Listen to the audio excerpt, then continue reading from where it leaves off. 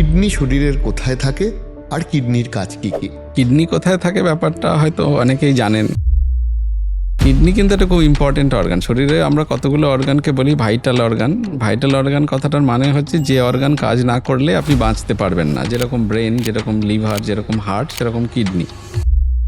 যে আমাদের জীবনে তো বহু অভ্যাস আবার বদভ্যাস আছে। আমি আপনাকে জিজ্ঞেস করছি যে কোন কোন অভ্যাসগুলো জীবনে মোটামুটি মেনটেন করা উচিত আমাদের এই বৃক্ক বা কিডনি তাকে ভালো রাখতে গেলে।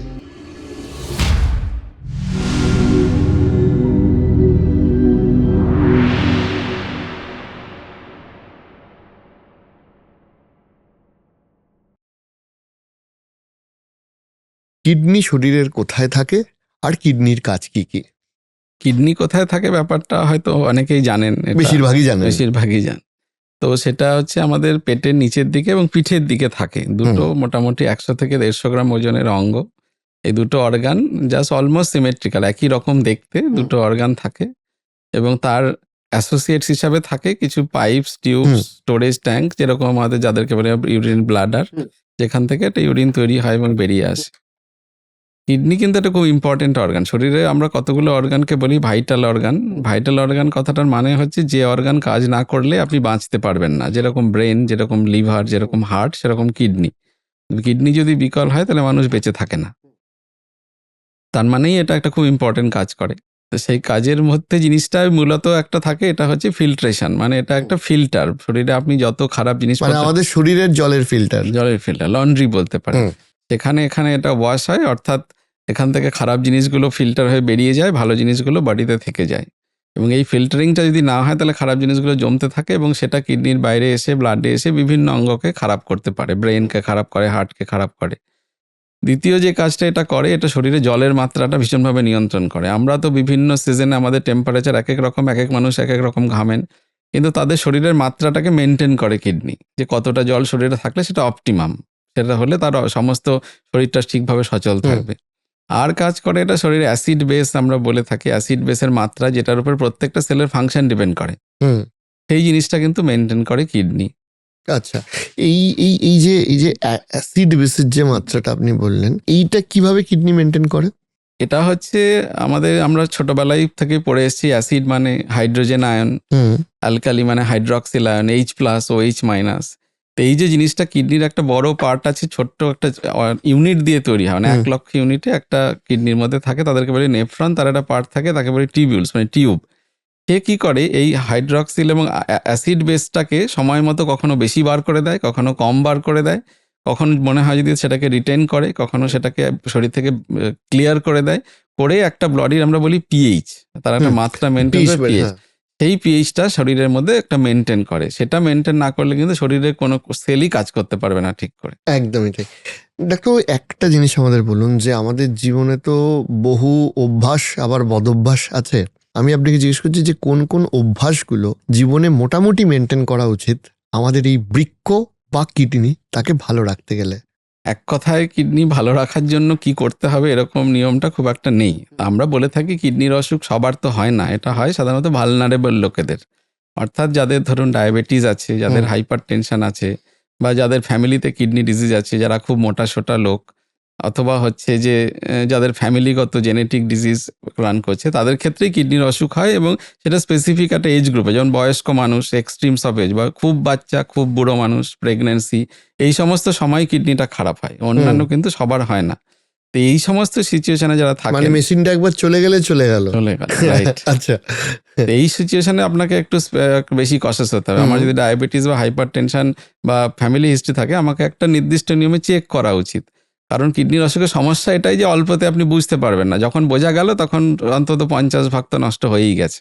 আচ্ছা, তো সেই জন্য যদি আপনি ভালনারেবল হন তাহলে আপনি চেক করান। এটাই হচ্ছে সবচেয়ে বড় অভ্যাস, ভালো অভ্যাস কিডনির অসুখকে তাহলে আর্লি ধরা যাবে, মানে একটা নির্দিষ্ট সময় অন্তর অন্তর চেক করে নেব। চেক করে। এবার আপনি একটা কথা বলুন, এটা কি ওই বডির যে রুটিন চেক আপ হয় 6 মাস অন্তর অন্তর সেরকম, বা নাকি কতদিন অন্তর অন্তরই চেক আপ করাটা উচিত? এটা সাইন্টিফিক্যালি দেখা গেছে, যাদের ক্ষেত্রে প্রথমবার টেস্ট করে কোনো গন্ডগোল পাওয়া যায়নি তাদের বছরে একবার টেস্ট করলেই ঠিক আছে। আর যাদের প্রথমবার চেক করে কিছু গন্ডগোল পাওয়া গেছে সামান্য, তাদের প্রতি 6 মাসে চেক করা উচিত। একদমই। এবং চেকটাও খুব সাধারণ। আমরা বলে থাকি যে একটা শরীরে ক্রিয়াটিনাইন বলে একটা কেমিক্যাল আছে, তার মাত্রাটা মাপুন যাতে কিডনির অসুখ কতটা পার্সেন্টেজ অফ কিডনি ফাংশন করছে, ইজিএফআর বলা হয়, সেটাকে মাপা যায় ডাইরেক্টলি যে 100-র মধ্যে আপনার কিডনি এখন কত কাজ করছে, 72, 75, 80, হুম এটা একটা টেস্ট। 2 হচ্ছে কিডনি থেকে লিক করে কোনো ভালো জিনিস অর্থাৎ প্রোটিন বেরিয়ে যাচ্ছে কিনা, সেটাতে আমরা ইউরিনে বলি এসিআর বলে টেস্ট, অ্যালবুমিন ক্রিয়াটিনিন রেশিও। আর একটা সময় যদি দরকার হয় একটা আলট্রাসোনোগ্রাফি। সো 3টে মিলিয়ে খরচ আপনার খুবই কম। হুম তো সেইটা হেলথ চেক আপের তুলনায় অনেক কম, কিডনি চেক আপ। হুম তো সেইটুকু বছরে একবার করলেই অনেকখানি ভালো অভ্যাসের মধ্যে আপনি এসে পড়লেন। এবার আসি যে কিডনির জন্য বদ অভ্যাসগুলো, বদ অভ্যাস কোন কোন বদ অভ্যাসের জন্য কিডনি ক্ষতিগ্রস্ত হতে পারে? তো আপনি সিনেমা হলে গেলে দেখবেন লেখা থাকে যে স্মোকিং কিলস, এর হুম। জন্য ক্যান্সার হয়, কিন্তু কোথাও লেখা থাকে না যে কিডনি কি কারণে খারাপ হয়, এটা কোথাও লেখা থাকে না।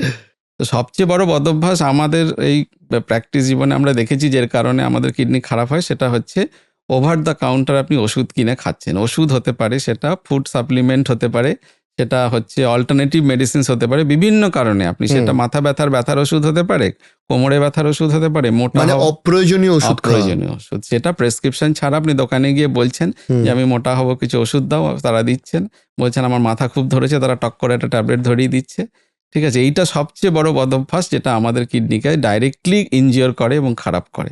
দেখো আমি এখানে একটা কথায় আসি, যেহেতু আপনি বললেন আমি এটাকে রিলেট করতে পারছি যে আমিও জীবনে বহু মানুষকে দেখেছি, যদিও আমি ব্যক্তিগতভাবে এই অভ্যাসটা থেকে বহু যোজন দূরে, মানে আমি একদম শারীরিকভাবে এক্সট্রিম পর্যায়ে না পৌঁছে গেলে মানে শরীরের খারাপ লাগা বা অস্বস্তি বোধের এক্সট্রিম পর্যায়ে না পৌঁছলে ওষুধ খাই না। কিন্তু আমি বলছি যে বহু আমি লোকজনকে দেখেছি, এবং বহু মানতে সেটা বহু বেশিরভাগ বলা চলে, যে যারা একটুখানি সর্দি হলো সঙ্গে সঙ্গে একটা প্যারাসিটামল খেয়ে নিল, 99-99 জ্বর মানে গা গরম হয়েছে, প্যারাসিটামল খেয়ে নিল, হঠাৎ মনে হলো আপনি যেটা বলছেন যে মাথাটা ধরে আছে, প্যারাসিটামল খেয়ে নিল, কিংবা অনেককে আমি এটাও দেখেছি যে অ্যান্টিবায়োটিকও পর্যন্ত খেয়ে নেয়। এই যে যথেচ্ছ ব্যবহার, এটা কি কিডনিকে ক্ষতিগ্রস্ত করে একদম ভীষণভাবে এবং ক্ষতিগ্রস্ত করে। কতটা করে? আপনি যে বললেন ব্যথার ওষুধ, হুম। ব্যথার ওষুধ তো একদম নিশ্চিতভাবেই কিডনিকে ডাইরেক্টলি গিয়ে ড্যামেজ করে। সেটা টেম্পোরারি হতে পারে, অনেকদিন খেলে সেটা পার্মানেন্ট ড্যামেজ বা সিকেডি পর্যায়ে যেতে পারে। হুম অতএব পেইন কিলার আপনি ওভার দ্য কাউন্টার খেতে পারেন, একটা ব্যথা হলে সহ্য করলেন আপনার, আমার প্রফেশনাল রিজনে হয়তো সেদিনটা সুস্থ থাকতে হবে, একটা খেলাম, সেটা ঠিক আছে। কিন্তু আমি দিনের পর দিন খাচ্ছি জাস্ট শুধু কোমরে ব্যথা হচ্ছে, মাথা ব্যথা হচ্ছে, হাঁটু ব্যথা হচ্ছে, এইসবের জন্য, হুম এটা কিন্তু একেবারেই কিডনির প্রচণ্ডভাবে ক্ষতি করে। কিন্তু অ্যান্টিবায়োটিকের ক্ষেত্রে পরিস্থিতিটা সেরকম না, সব অ্যান্টিবায়োটিক কিন্তু কিডনির ক্ষতি করে না। ঠিক আছে, এবং কিছু আছে যথেষ্ট সেফ, এবং সেটার ক্ষেত্রে একটাই থাকে যে কোনো অ্যান্টিবায়োটিক আমার মনে হয় যে কোনো ডাক্তারি পরামর্শ বা কোনো প্রেসক্রিপশন ছাড়া খাওয়া উচিত। এতে হুম। তার তো ক্ষতি হতে পারে, কারণ পরবর্তীকালে ব্যাকটেরিয়াল রেজিস্ট্যান্স হবে এবং পুরো সোসাইটিতেই ব্যাকটেরিয়াটা রেজিস্ট্যান্ট হতে পারে। অতএব ওটা একটা আলাদা প্রশ্ন। খুব অ্যান্টিবায়োটিক কিছু আছে যারা ডাইরেক্টলি ড্যামেজ করে কিডনির, সেই সমস্তগুলো কিন্তু না খাওয়া ভালো। কিন্তু আদারওয়াইজ পেইন কিলার যতটা বেশি আমাদের থ্রেট, অ্যান্টিবায়োটিক অতটা বড় নয় মানে কিডনির পেন ক্ষেত্রে। কিলারটা প্রচন্ড থ্রেট, সেটা মাথা ব্যথা হোক বা গা হাত পায়ে ব্যথা হোক। অনেককে আমি দেখেছি একটু পা মচকে গেল, ব্যাক টু ব্যাক একদম, পেন কিলার খেয়ে একদম। যাচ্ছে। আমরা জিজ্ঞেস করি কতদিন খেয়েছেন, সপ্তাহ বলে, সপ্তাহ না বছর, মানে সে বছর বছর ধরে খাচ্ছে।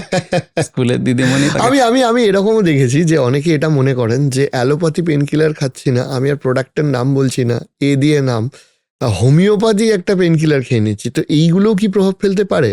সবচেয়ে বড় সমস্যা হচ্ছে অ্যালোপ্যাথিক মেডিসিন ছাড়া বাকি ওষুধের সমস্যাটা এটাই যে তাতে পরিষ্কার করে কিছু লেখা থাকে না তাতে আছেটা কি। হুম তারা আমাদের এসে দেখান বড় শিশি কৌটো অনেক বড় বড়, যে এইটা খাচ্ছি, এটা খেয়ে আমি খুব ভালো আছি, কিন্তু তার মধ্যে কিছু লেখা নেই কি আছে। হুম ঠিক আছে, কিন্তু তার মধ্যে তারা কি মেশানো হচ্ছে, তাতে স্টেরয়েড থাকছে কিনা বা কলমে কোনো পেন কিলার তাতে ঢুকিয়ে দেওয়া হচ্ছে কিনা। কারণ যেরকম ইনস্ট্যান্ট অনেকের ক্ষেত্রে আমরা দেখতে পাই, তো শারীরিক চেহারার পরিবর্তন হয়েছে, বুঝতে পারি আমরা যে তার মধ্যে কিছু নিশ্চয়ই মেশানো আছে। তো যাতে কিছু লেখা নেই যে কি হবে, সেটা ভালো মন্দ আপনি বুঝবেন কি করে, হুম তাই না? তো সেটাকে খাবার আগে তো চিন্তা করা। রেগুলেশনের অভাব। একদম। তাতে হয়তো বড় জোর লেখা আছে এত ক্যালোরি আর এত একটু প্রোটিন, কিন্তু জিনিসটা আছে কি? এটাও কিন্তু ব্যাপার আছে, অনেকেই মনে করেন যে হোমিওপ্যাথি খেলে তাতে কোনো সাইড এফেক্ট নেই, মানে অ্যালোপ্যাথির একটা বদনাম আছে যে এটার প্রচুর সাইড এফেক্ট আছে। এটা তো ঠিকই, আমি অ্যালোপ্যাথি ডক্টর, আমার আর ডাক্তার, আমার অত কিছু বলা উচিত না। হোমিওপ্যাথি একটা পরীক্ষিত জিনিস।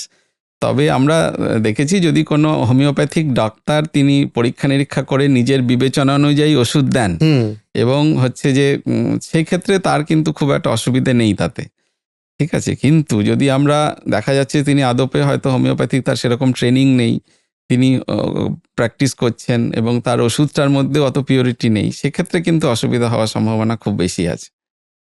আমি আমি আপনাকে আরেকটা বিষয় আসি, সেটা হচ্ছে যে আমি যখনই দু একজনের সাথে কথা হয়েছে যে নেফ্রোলজিস্টের কাছে যাচ্ছি, তখন একটা কোশ্চেন কমন এসছে, এটা সাধারণ মানুষের কোশ্চেন, জনতার কোশ্চেন বলতে পারেন। সেটা হচ্ছে, দিনে কত গ্লাস জল খেলে কিডনি ভালো থাকে?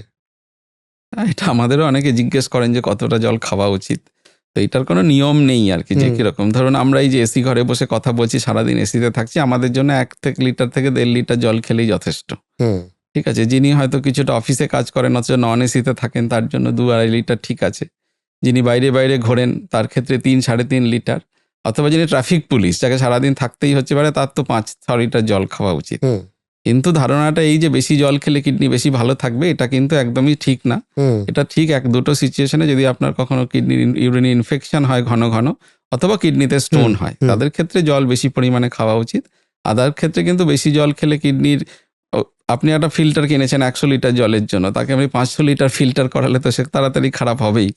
আর রাদার যদি আপনার এরকম পরিস্থিতি হয় যে আপনার কিডনির অসুখ অলরেডি হয়ে আছে, আপনি পা ফুলেছে, মুখ ফুলেছে, তাতে যদি আপনি বেশি জল খান, তাহলে তো আরও বিড়ম্বনা, শ্বাসকষ্ট হবে, হার্ট ফেলিয়ার হবে, হাসপাতালে ভর্তি হতে হবে। আচ্ছা, এবার আপনি একটা খুব খারাপ সম্পর্কের কথা বলছি, সেই খারাপ সম্পর্কটা একটু বুঝিয়ে বলুন। ডায়াবেটিস আর কিডনি, এই দুজনের সম্পর্কটা কিরকম? খুব খারাপ। ঠিক আছে, কারণ কি, কিডনির যা অসুখ বিসুখ হয়, যে আমরা ক্রনিক কিডনি, যেটা কিডনির অসুখ যারা সারা পৃথিবী যে নিয়ে চিন্তিত, যার জন্য যেটা হয়তো আগামী দিনে 5ম বা 6ষ্ঠ কমন কজ অফ ডেথ হতে চলেছে। ঠিক আছে, ক্যান্সার, হার্ট ডিজিজ, এগুলোর পরেই যার আসছে আর কি, সেটা হচ্ছে ক্রনিক কিডনি ডিজিজ, যেটা WHO মেনে নিয়েছে। তো এইটাতে কিন্তু তার 50% রোগী কিন্তু ক্ষেত্রে সেটা ডায়াবেটিক রোগীদের হয়। অতএব যদি ডায়াবেটিস আপনার থাকে, তাহলে সেক্ষেত্রে, মানে ডায়াবেটিস থাকলে কিডনি খাওয়ার, মানে হওয়ার কিডনি যাদের সমস্যা আছে তাদের 50 লোকের ডায়াবেটিক। আচ্ছা, 50% লোকের ডায়াবেটিস আছে। আর যদি বলেন ডায়াবেটিস আমার আছে, আমার কতটা কিডনি খারাপ হওয়ার সম্ভাবনা, সেটা যদি আপনি বলেন 5 বছরের ডায়াবেটিস, তাহলে সেক্ষেত্রে সংখ্যাটা হয়তো 10-20% হতে পারে। কিন্তু যদি ক্ষেত্রে 15-25 বছর হয়ে গেছে ডায়াবেটিস, তাদের ক্ষেত্রে সম্ভাবনা কিন্তু 70-80% তার কিডনির অসুখ হবে।